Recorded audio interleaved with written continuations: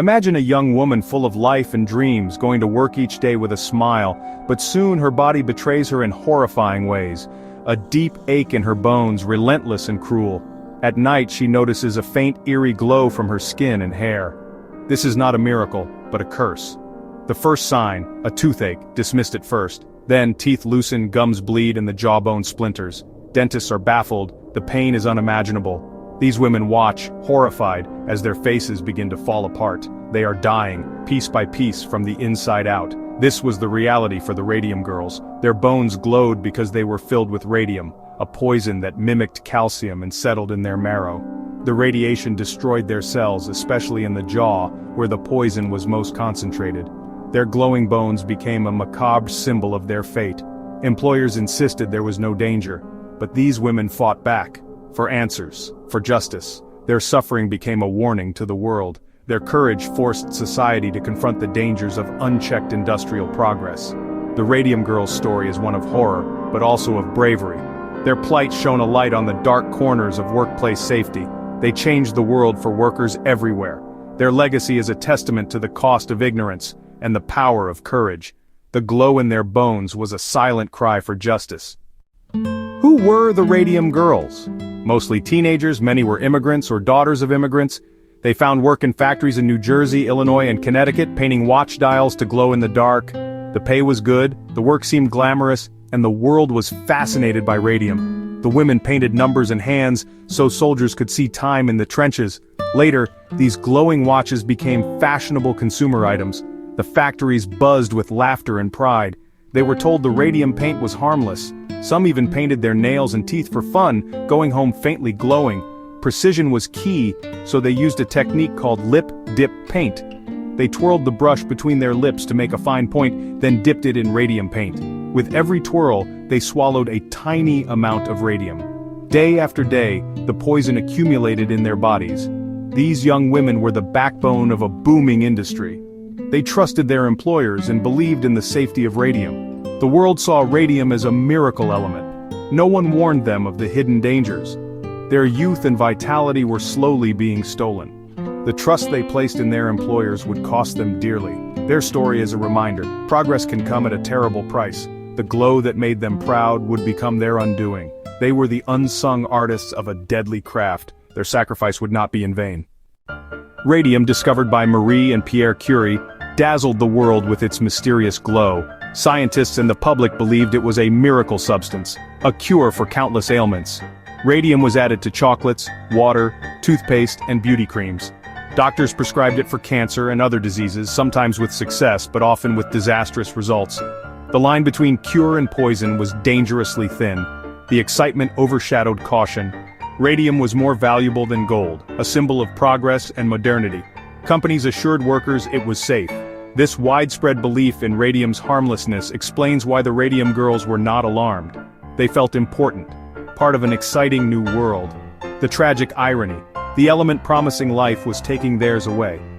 Marie Curie herself suffered from radiation sickness, but warnings were ignored. The focus remained on radium's potential, not its risks. The Radium Girls' trust was tragically misplaced. Their suffering would expose the dark side of this so-called miracle. The world's faith in radium blinded it to the danger. The cost of that faith was measured in lives.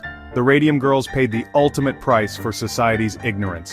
Their tragedy forced the world to reconsider the true cost of progress. The miracle cure was, for them, a silent killer. World War I created a desperate need for luminous watch dials. Soldiers needed to tell time in the dark, and radium paint was the answer. Demand for radium-painted watches and instruments soared. Companies like the United States Radium Corporation ramped up production.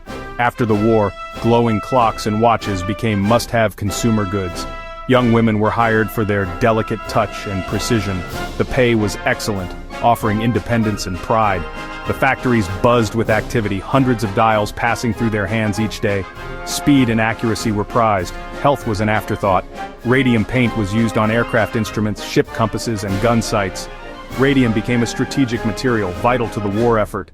The company's importance shielded them from scrutiny. Production targets mattered more than worker safety. The women were essential, yet their well-being was overlooked. The light they painted guided soldiers, but cast a dark shadow over their own lives. The industry's success was built on their silent suffering. Their work was celebrated, but their pain was ignored.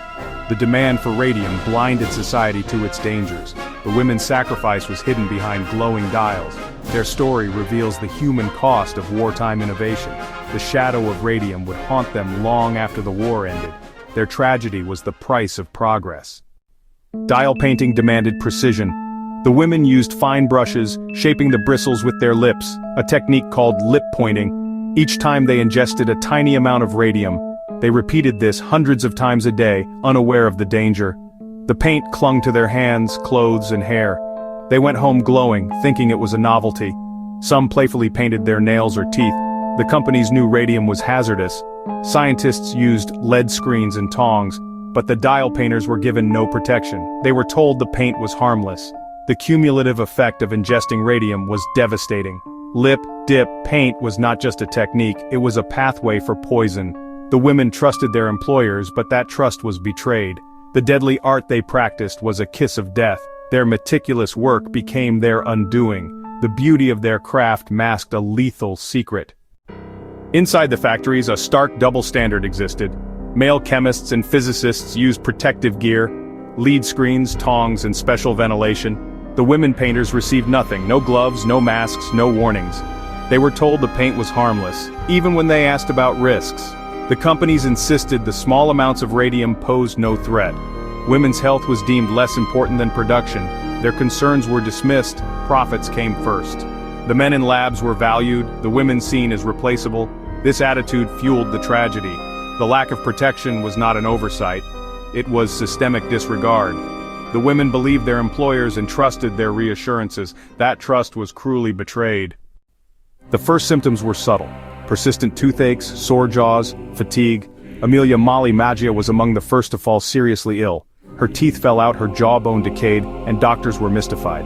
Molly died a horrific death, her body ravaged by a mysterious illness. Grace Fryer, another dial painter, suffered similar symptoms. Teeth falling out, jaw deformities, endless surgeries. She refused to accept that her illness was unrelated to her work.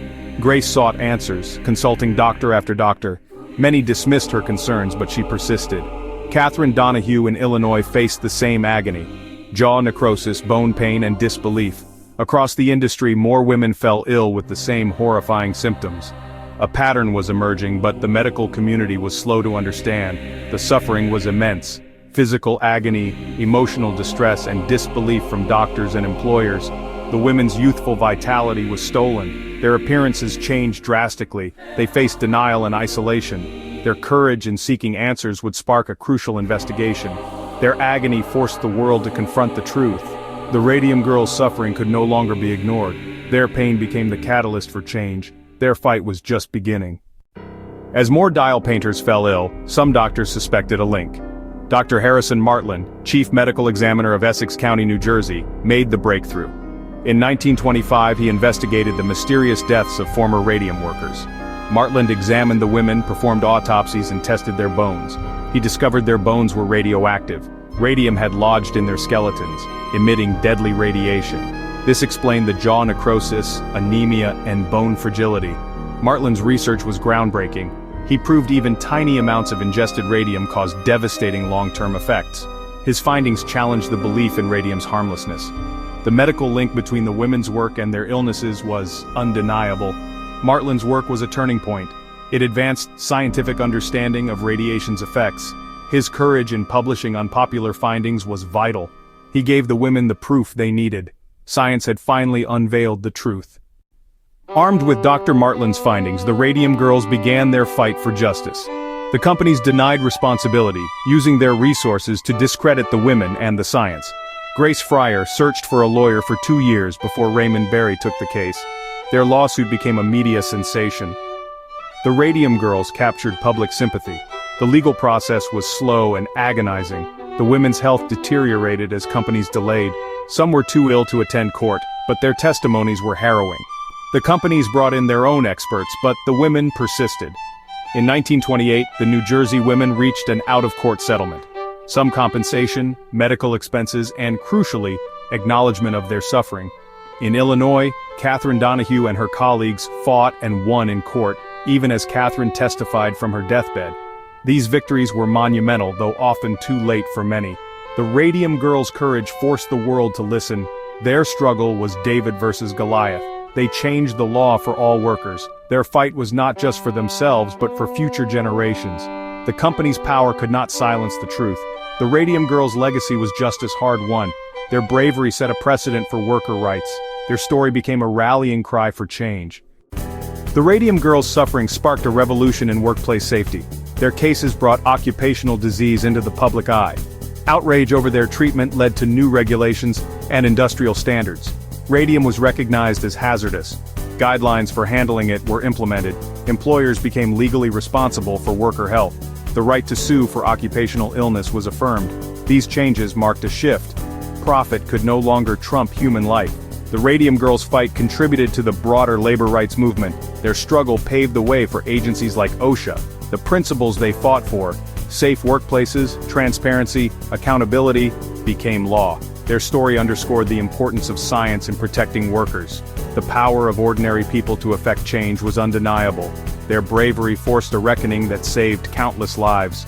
Their legacy is the foundation of modern workplace safety. Nearly a century later, the story of the Radium Girls still resonates. Books, plays, and films retell their fight for justice. Their story is taught in science classes as a lesson in radioactivity and ethics. Their names, once whispered in fear, are now spoken with respect. Some factory sites remain contaminated, a lasting reminder of industrial pollution. Their courage stands as a symbol of resilience. Their suffering changed the world. They fought not just for themselves but for future generations. Their story is a testament to the power of fighting for what is right.